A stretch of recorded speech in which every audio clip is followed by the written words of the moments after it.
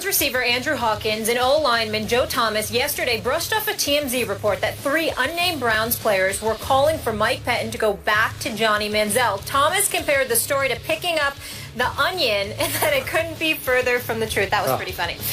Skip, should Manziel be the Browns quarterback? Look, Stephen A., obviously I'm a Johnny fan.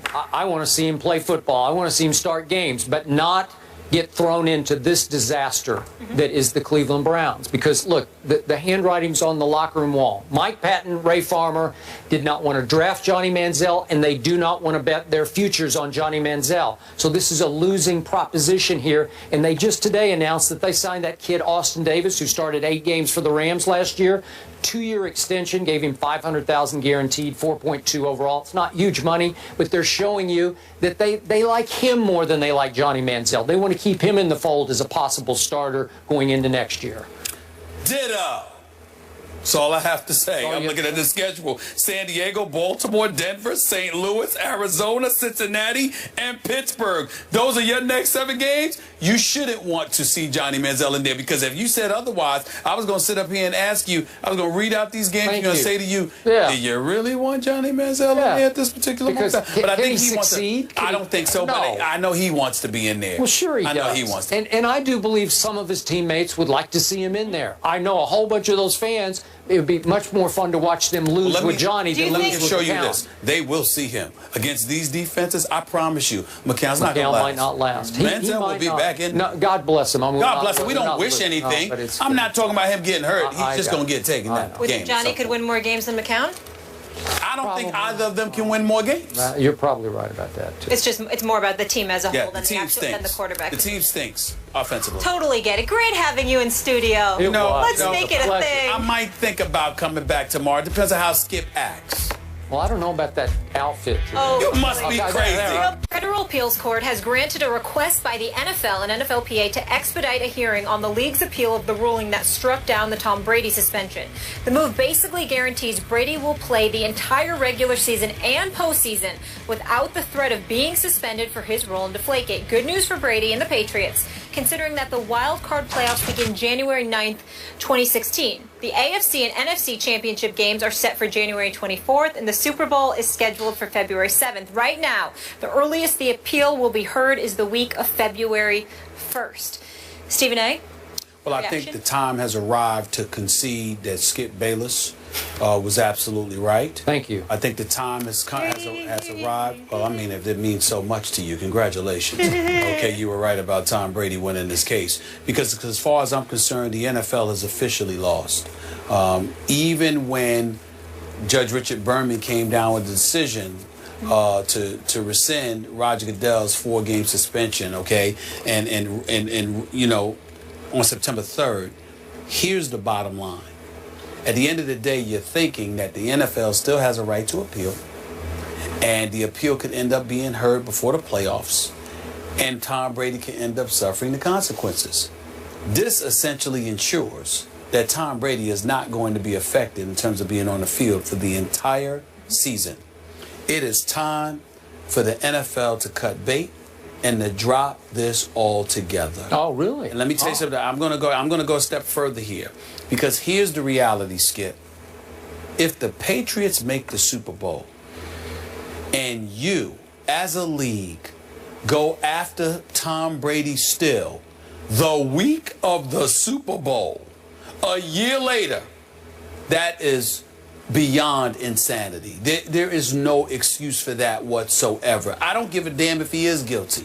You need to leave him alone. To bother us over Deflategate next February, after all of this happened last January, that's just, you know, that is nothing short of a witch hunt. If you do that, that's a witch hunt. Now, if you want to appeal and appeal and appeal because you wanted it to affect him some game this season, that's fine.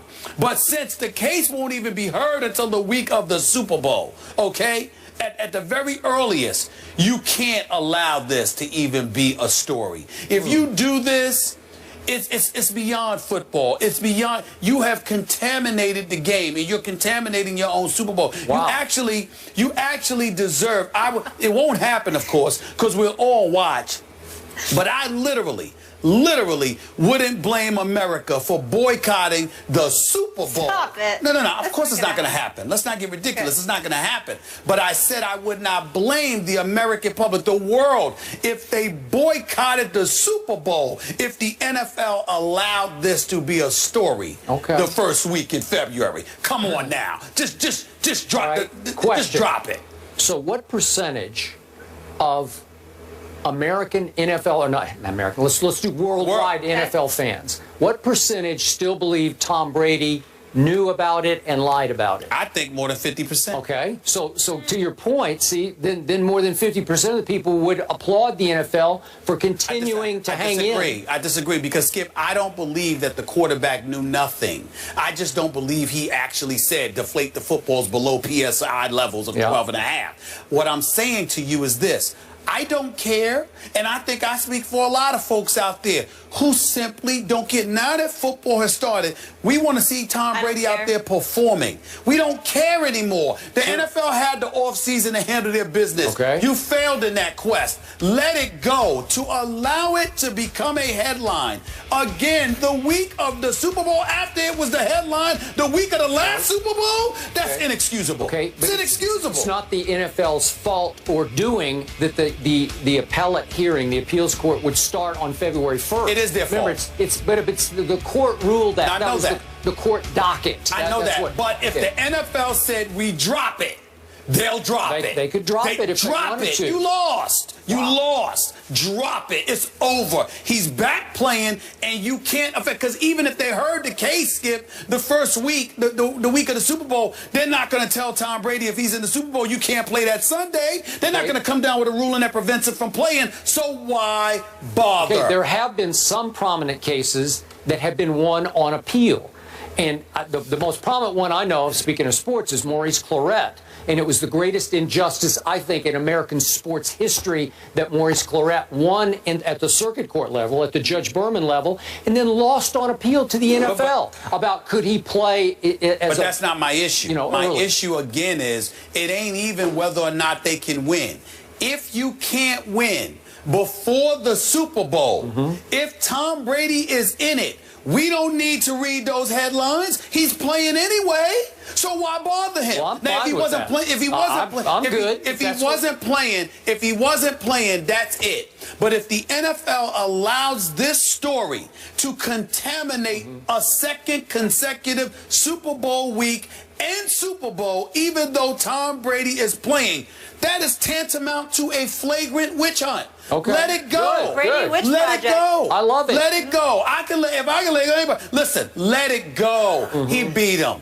Okay. He beat him. Let it go. Let it go. And could I take one last second? Sure. For one last time to thank Judge Berman for having the guts to stand up to the National Football League and to put Roger Goodell in his place and to basically ridicule the shaky case made by the Wells Report against Tom Brady. Thank you, Judge Berman. No, but it's the truth. It just took one man to do this. Roger Goodell works for the owners. Stop giving them a pass. He does what they tell him to do. If they told Roger Goodell to drop it, otherwise he was jeopardizing his $44 million a year salary, Roger Goodell is not going to jeopardize $44 million so he can get Tom Brady on deflated football. I don't care. Tom Brady right wins. Here, in the rest of America. Tom Brady wins on the field. He wins off the field. It's he wins in over. court. He wins in the end zone. Hashtag team. I don't care about deflation. He ain't gonna win the Super Bowl this year. I do care about this next subject, though. He will be Johnny backup for another week, but should he be the starter? The guys will get into that after the break.